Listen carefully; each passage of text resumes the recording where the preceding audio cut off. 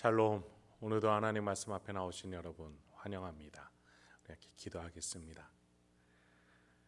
하나님, 오늘도 우리에게 귀한 말씀 주시니 감사합니다.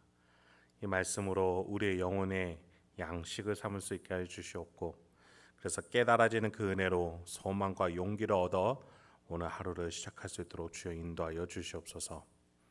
주님, 오늘 이 말씀을 통해서 또 하루를 돌아볼 수 있는 우리가 되길 소망합니다. 오늘 하루 내가 살아갔던 삶의 방향이 하나님이 원하시는 방향이었는지 돌아볼 수 있는 우리가 되게 하여 주시옵소서. 예수님의 이름으로 기도했습니다. 아멘. 오늘 함께 살펴볼 말씀 사도행전 3장 11절부터 살펴보도록 하겠습니다. 사도행전 3장 11절부터 26절까지입니다. 오늘도 성실하신 우리 아버지 하나님을 찬양합니다. 베드로가 안전뱅이를 일으킨 사건 이후에 이 사건에 대해서 또 해설을 해주는 본문이 등장을 합니다. 특히 베드로가 일으킨 안전뱅이는 성전에서 오랫동안 구걸한 자로서 많은 유대인들이 잘 알고 있었던 사람이었어요.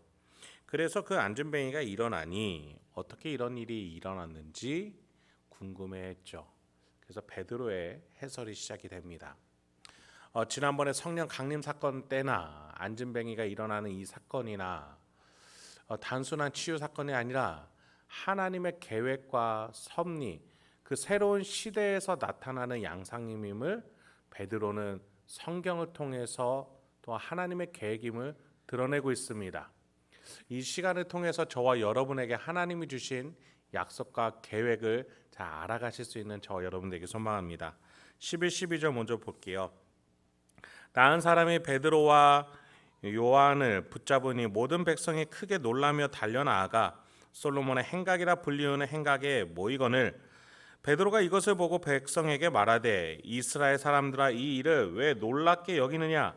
우리 개인의 권능과 경건으로 이 사람을 걷게 한 것처럼 왜 우리를 주목하느냐? 예루살렘 성전에는 큰 대리석 기둥들이 나열되어 있는 행각이라는 곳이 있었습니다. 그늘이 있는 넓은 실내이기 때문에 많은 사람들이 여기에서 이야기도 나누고 토론도 했죠. 여기에서 그런데 이번에 주제는 이거였습니다. 어떻게 안전뱅이가 일어날 수 있느냐? 특히 베드로에게 무슨 신비한 능력이 있는 것이 아니냐? 좀 더 눈썰미가 있는 사람들은 이 베드로가 예수님과 함께했던 제자였다는 것을 기억하면서 아마도 예수에게 신비한 능력을 전달받아서 이런 일을 할 수 있었던 건 아니냐 이렇게 생각했을 겁니다. 근데 여기에서 베드로는 이것을 전면 부인합니다. 개인의 힘으로 한 것이 아니라는 것이죠. 새로운 영적 시대이기 때문에 가능한 일이고 새로운 시대임을 받아들여야 된다는 것입니다. 13절부터 16절입니다. 아브라함과 이삭과 야곱의 하나님 곧 우리 조상의 하나님이 그의 종 예수를 영화롭게 하셨느니라. 너희가 그를 넘겨주고 빌라도가 놓아주기로 결의한 것을 너희가 그 앞에 거부하였으니 너희가 거룩하고 의로운 일을 거부하고 도리어 살인한 사람을 놓아주기를 구하여 생명의 주를 죽였도다. 그러나 하나님의 죽은 자 가운데서 그를 살리셨으니 우리가 이 일의 증인이라. 그 이름을 믿음으로 그 이름이 너희가 보고 아는 이 사람을 성하게 하였나니 예수로 말미암아 난 믿음이 너희 모든 사람 앞에서 이같이 완전히 낫게 하였느니라. 베드로는 새로운 시대로서 13절 이렇게 얘기합니다. 아브라함과 이삭과 야곱의 하나님, 그러니까 죽은 자를 다시 살리시는 하나님이 죽었던 그 종 예수를 어떻게 해요? 영화롭게 하셨다라고 말하고 있습니다. 죽은 예수가 영화롭게 된다. 예수는 이미 죽었습니다. 그리고 이 세상에 없습니다. 그런데 그 이름에 무슨 능력이 있겠습니까? 살아있을 때에나 힘이 있는 것이겠죠. 그런데 아브라함, 이삭, 야곱의 하나님, 즉 죽은 자를 다시 살리신 하나님은 부활의 하나님으로서 예수를 부활시켜 다시 힘을 얻게 하셨다는 겁니다. 베드로는 하나님은 부활의 하나님이시기에 예수를 부활시킬 뿐만 아니라 그를 영화롭게 높이셨다. 즉 큰 이 새로운 새 시대의 영적인 시대가 도래했음을 먼저 설명하는 겁니다.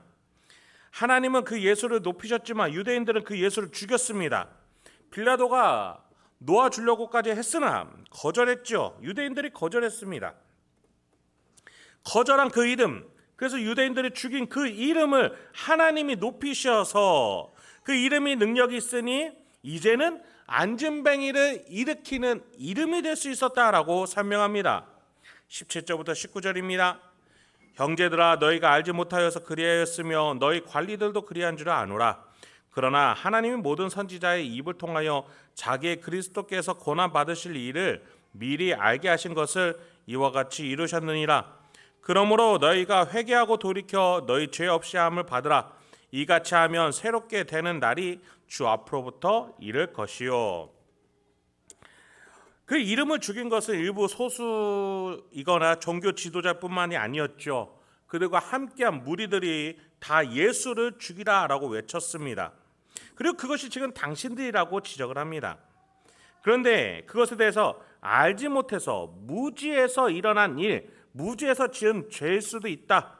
무지에서 지은 죄와 알고 지은 죄를 구분해주고 있습니다.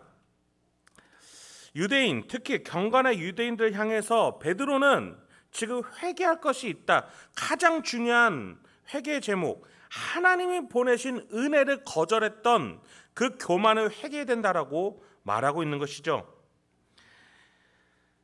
아무리 예수를 죽인 자들이라 할지라도 회개한다면 하나님은 무지에서 지은 죄를 회개를 받아주시고 용서해 주시고 새롭게 되는 나를 맞이할 수 있게 될 것이다 라고 베드로는 소망까지 말해주고 있습니다. 특히 베드로는 그 새로운 날에 대해서도 구약 성경에서 계획되어 있는 것이었다. 본래 하나님은 고난받게 그 예수를 보내셨기에 알지 못해서 저지른 당신들의 죄를 하나님은 용서해 줄 것이다. 그러니 돌아오라고 말하고 있는 것이죠. 20절에서 21절입니다.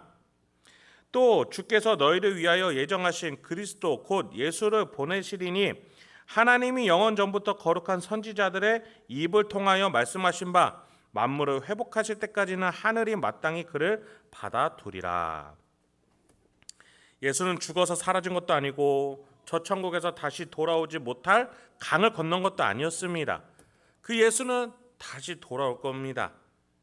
그런데 다시 올 때는 만물의 회복을 가지고 오겠죠. 그래서 그때까지 예수는 하늘 보좌 우편에 앉아서 가장 영향력 있는 이름으로 지금 하나님 보좌 우편에 앉아 계신 겁니다. 그런데 20절에 보니 하나님이 이것을 미리 예정하신 것이다. 또 21절에서는 그 예정은 하나님이 부르신 선지자들을 통해서 계속해서 말씀하셨다. 거룩한 선지자들의 입을 통하여 말씀하셨다. 즉 하나님은 이렇게 인류를 사랑하고 구원하기 위해서 계획하시고 그 약속들을 하나하나 이루고 오시는 가운데 계시고 가장 결정적으로 그래서 예수가 와서 죽었고 부활하여 승천했다. 그것을 지금 말해주고 있는 것입니다. 그래서 그 예수의 이름이 지금도 영향력이 있을 수 있는 것이다. 그래서 그 예수의 이름으로 안진뱅이가 일어날 수 있는 것이다라고 말하고 있으며 그 근거로 많은 선지자들이 그것을 예언해왔고 또 약속된 것이다라고 우리에게 알려줬다라고 베드로는 설명해주고 있는 겁니다. 그러면서 구약의 유명한 선지자들을 근거로 베드로는 말해주고 있습니다. 22절에 모세가 말하되 주 하나님이 너희를 위하여 너희 형제 가운데서 나 같은 선지자 하나를 세울 것이니 이게 누구를 말하는 겁니까? 네, 바로 예수 그리스도 아니겠습니까?